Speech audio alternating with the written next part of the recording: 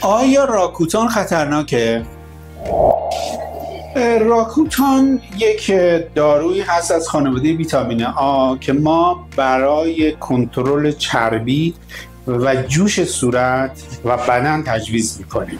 برای اینکه ببینیم آیا عارضه جانبی ایجاد میکنه یا نه، خب باید تحت نظر پزشک باشه.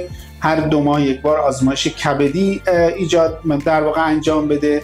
فرد نباید باردار بشه تا مدت، نباید این سری بیماری ها و حساسیت ها رو فرد داشته، ولی اگه خودسرانه استفاده بشه و فرد بدون شرح حال، بدون نظارت پزشک انجام بده، مثل هر داروی دیگه میتونه خطرناک بشه.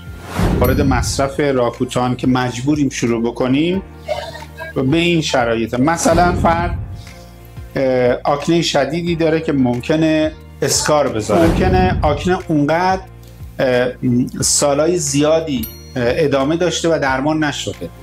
فرد با خوردن آنتی بیوتیک و چرک خشکونی که پزشک براش تجویز کرده و درمانهای موضعی جوش کنترل نشده.